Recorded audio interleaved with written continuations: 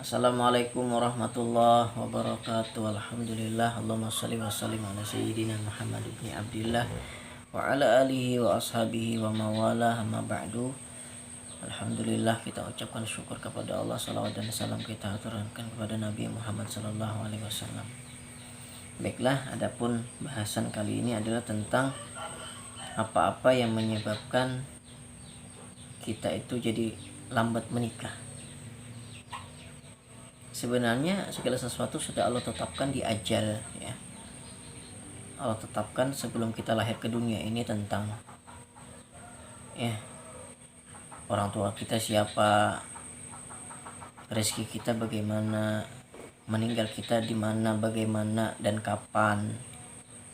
Dan begitu juga termasuk jodoh kita sudah ditetapkan oleh Allah. Tapi terkadang yang membuat pernikahan itu jadi lambat bisa juga disebabkan oleh perilaku kita sendiri, ya. Gitu. Ibaratnya Allah sudah menyediakan beberapa simpang jalan, gitu. Kemudian Allah memberikan kehendak bebas untuk ikhtiar hambanya untuk mau belok situ gitu. Nah, gitu. Sama seperti kita memilih jalan yang baik atau jalan yang jelek, gitu. Mau memilih rezeki yang halal atau yang haram, gitu. Itu Allah beri kebebasan kepada kita untuk menguji kita, gitu. Nah, begitu juga dalam memperoleh jodoh, ya. Ada hal-hal yang ternyata membuat jodoh itu lambat, gitu, untuk kita raih. Yang pertama itu mungkin karena kita terlalu pilih-pilih. Kalau menggunakan kata terlalu ini maka sudah termasuk kategori yang kurang baik, ya teman-teman, ya. Kalau memilih boleh dan harus. Kita harus memandang kepada agamanya gimana, akhlaknya gimana yang kita pilih ini pasangan hidupnya. Karena menikah itu bukan hanya perkara yang sebentar, teman-teman, ya. Nah, dan itu pasti akan mempengaruhi kepada kehidupan Anda.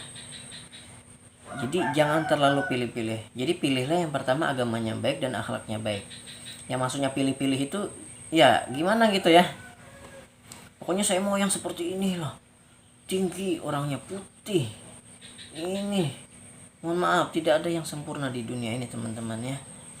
Dan bahkan kita perlu berkaca kepada diri kita sendiri. Ketika kita angan-angan kita tinggi sekali, kita lihat dengan kitanya, gitu. Keselarasan itu gimana? Keselarasan, ya. Kesepadanan itu penting juga.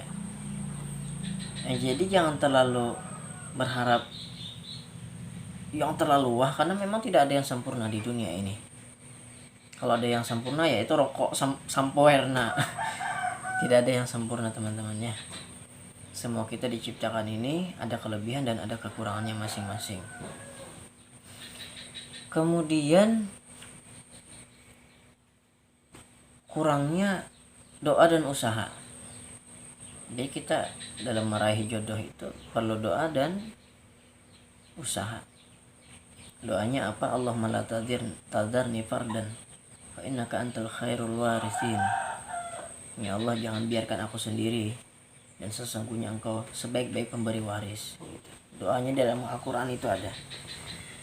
Usaha juga kemudian mencari. Jadi setelah berdoa, ya Allah berikanlah jodoh yang terbaik. Jadi saran saya doanya itu kalau bisa sih, tapi kebanyakan kita itu ketika berdoa bertujuan.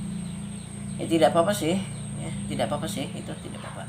Tetapi belum tentu yang kita pandang baik itu baik untuk diri kita.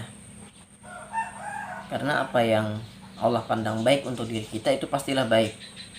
Kalau yang kita pandang baik belum tentu itu baik untuk diri kita. Itu terkadang kita terbawa halusinasi atau keinginan yang kuat untuk sama dia. Padahal Allah berikan kesulitan untuk memperoleh dia itu bisa berjadi Allah ingin mengabarkan kepada kita bahwa mungkin saja dia tidak baik untuk kita. Terkadang kita bisa juga terlalu memaksakan kehendak, ya. Saya mau dengan si anu, harus anu. Ternyata rintangan demi rintangan ada Allah datangkan sehingga belum sampai jodoh kita kepada dia. Itu bisa jadi Allah menggambarkan bahwa mungkin dia kurang baik untuk Anda gitu. Kita sangka baik aja sama Allah. Jadi saya menyarankan agar kalian itu berdoa, ya Allah berikanlah jodoh yang terbaik buat saya. Setelah doa yang seperti itu, kita berusaha mencari, ya kalau ada yang dirasa tepat ya kita dekatin, kita jalin komunikasi yang baik. Kalau memang dia jodoh kita yang terbaik, maka akan mudah jalannya gitu. Jadi doa dan usaha. Kemudian, nah ini terkadang yang jarang dibahas ya, tentang pilanggur. Entahlah itu apa bahasa Indonesianya, tetapi di tempat kami itu disebut dengan pilanggur. Yang pertama itu adalah pilanggur mayat. Pilanggur mayat ini adalah orang yang ketika berkunjung kepada keluarga orang yang meninggal dan melihat mayat, setelah itu dia pulang ke rumah dan dia tidak mandi.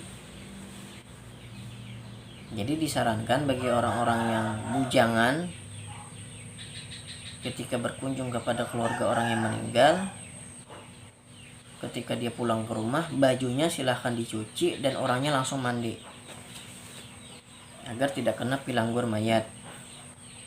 Ya namanya mayat itu kan ya pucat, ya hilang cahayanya gitu. Jadi orang lawan jenis kalau melihat dia mungkin perasaannya seperti orang itu kaku, pucat gitu, tidak nyaman untuk dilihatnya gitu. Jadi orang kurang minat ya. Kemudian yang kedua, pilanggur siang, pilanggur hari. Itu apa? Disebabkan oleh bujangan yang suka keluyuran di tengah atau siang hari. Dia keliling-keliling tanpa ada keperluan yang penting gitu. Suka mondar-mandir ketika siang hari. Jadi silakan aja kalau mau pergi bepergian siang-siang hari, tetapi kalau memang perlu. Kalau tidak perlu, ya dikhawatirkan nanti kena pilanggur hari. Yaitu orang-orang yang muda suka mondar-mandir ke sana kemari waktu siang hari tanpa ada tujuan yang jelas. Buang-buang waktu saja. Kemudian pilanggur bunga, yaitu orang bujangan yang suka mandi bunga. Nah, itu nanti bisa kena pilanggur bunga. Pilanggur itu seperti hal yang membuat orang itu memandang kita tidak nyaman lah gitu. Jadi silahkan mandi bunga, itu bagus sebenarnya, harum ya. Tetapi kalau bisa dilakukan ketika kita sudah menikah aja. Jangan dilakukan mandi bunga itu ketika kita masih bujangan, jangan. Itulah yang dapat saya sampaikan mengenai hal-hal yang membuat kita jadi lambat menikah. Sebenarnya bukan lambat sih, segala sesuatu sudah Allah tetapkan gitu. Kalaupun terlambat juga, ya memang itulah garis yang Allah berikan kepada kita. Tetapi terkadang ya perbuatan kita yang membuat rezeki atau jodoh itu lambat sampai kepada diri kita. Terima kasih, ini yang dapat saya sampaikan. Mohon maaf jika terdapat kesalahan kata, kehilapan, kekurangannya mohon dimaafkan. Akhir kata, wassalamualaikum warahmatullahi wabarakatuh.